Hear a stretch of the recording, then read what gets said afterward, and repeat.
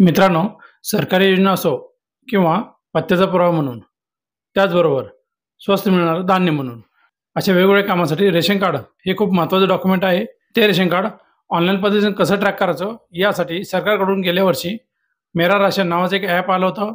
त्या ॲपच्या माध्यमातून तुम्ही रेशन कार्डचं नाव कमी करणे, नाव वाढवणे, पत्ता बदलणे आणि रेशन कार्ड सरेंडर करणे अशा वेगवेगळ्या गोष्टी तुम्ही करू शकता.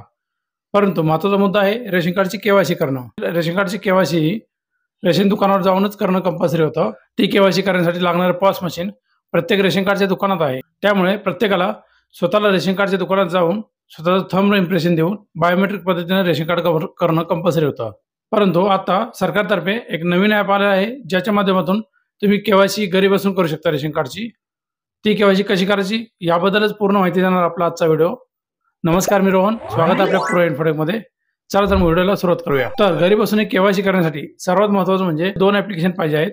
त्यातील पहिलं ॲप्लिकेशन आहे आधार फेस आरडी, म्हणजेच आधारकडून एक फेस आरडी नावाचं ॲप्लिकेशन दिलेलं आहे. आपण आधीच एका व्हिडिओमध्ये जीवन प्रमाण घरी बसून कसं करायचं त्यासाठी देखील हे ॲप लागणार असतं. त्यामुळे प्ले स्टोरला जाऊन तुम्हाला आधार फेस आरडी नावाचं एक ॲप घेणं कंपल्सरी आहे. ते फक्त इन्स्टॉल करून ठेवायचं आहे. त्यासोबतच दुसरा ॲप रेशन कार्डतर्फे मेरा केवायसी नावाचं आहे. ते देखील तुम्हाला प्ले स्टोरमधून मिळून जाईल. डाउनलोड करायचं आहे, ते इन्स्टॉल करायचं आहे. इन्स्टॉल केल्यानंतर तुम्हाला थोड्या परमिशन विचारतील, परमिशन देणं गरजेचं आहे. स्टार्टिंगला तुम्हाला वरती स्टेट आणि खाली युजरनेम पासवर्ड विचारला आहे. युजरनेम पासवर्ड सोडून द्या, डायरेक्ट स्टेट तुम्ही सिलेक्ट करू शकता. सध्या तरी आपलं महाराष्ट्र हे स्टेट ह्या ॲपच्या लिस्टमध्ये आहे. ते महाराष्ट्र स्टेट सिलेक्ट करा आणि पुढे गेल्यानंतर तुम्हाला डायरेक्ट आधार नंबर विचारला आहे. आधार नंबर टाकायचा आहे. सेंड OTP या बटनावर क्लिक करायचं आहे. जसं तुम्ही OTP पाठवणार पुढच्या विंडोमध्ये OTP येणार आहे. तो इथं OTP टाकायचा आहे. OTP व्हेरीफाय झाल्यानंतर तुम्हाला इथं तुमचं नाव, राज्याचं नाव, तुमच्या रेशन कार्डचा नंबर आणि तुमच्या जिल्ह्याचं नाव असं दाखवलं जाईल.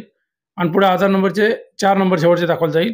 आणि खाली केवायसी स्टेटस ब्लँक आहे ते आपल्याला करणं गरजेचं आहे. त्याला तुम्ही प्रोसीड केल्यानंतर डायरेक्ट एक परमिशन विचारली जाईल, ज्याच्यामध्ये आधार फेस आरडीचं कन्सेंट विचारलं आहे. त्याला तुम्हाला येस करणं कंपल्सरी आहे. ते ॲक्सेप्ट केल्यानंतर डायरेक्ट तुमचा कॅमेरा ओपन होईल. फ्रंट आणि बॅक कॅमेरा दोन्ही तुम्ही स्विच करू शकता.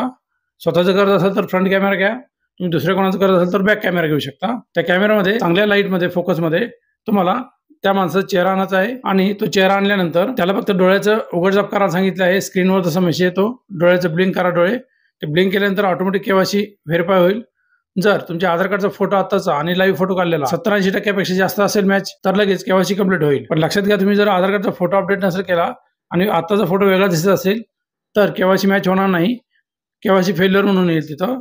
त्यामुळे तुम्हाला आधार कार्डचा फोटो अपडेट करणं कंपल्सरी आहे. जर मॅच झालं तर लगेच केवायसी सक्सेसफुली झाली असा एक मेसेज येईल. तुम्ही ओके केल्यानंतर ते परत बघायचं कसं, तर सेम त्याच प्रोसेसनं महाराष्ट्र स्टेट सिलेक्ट करा, आधार नंबर टाका आणि OTP घ्या. OTP टाकल्यानंतर जसा आधी केवायसी स्टेटस ब्लँक होतं तिथं वाय म्हणून येईल. वाय म्हणजे येस, तुमची केवायसी झालेली आहे. परंतु त्याच्यावरती एक ऑप्शन आहे खालून 3 नंबरचा, त्या ऑप्शनच्या पुढे ब्लँक आहे. अप्रूव्हल पेंडिंग आहे तुमच्याकडून केवायसी केली पण सिस्टममध्ये अजून अप्रूव्हल झालेलं नाहीये. ते पण लवकरच होऊन जाईल. ह्या प्रोसेसनं तुम्ही ते पण चेक करत राहा, ते देखील होऊन जाईल. तर ही होती सगळ्यात सोपी आणि घरी बसून करणारी रेशन कार्डच्या केवायसीची प्रोसेस.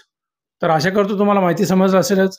जर तुम्हाला काही क्वेरी असेल किंवा काही डाऊट येत असेल तर तुम्ही कमेंट करून विचारू शकता. जर कुठे अडचण येत असेल नक्कीच आपण त्याला सोल्युशन द्यायचा प्रयत्न करू. हा व्हिडिओ तुम्हाला आवडला असेल तर मित्रांसोबत शेअर करू शकता.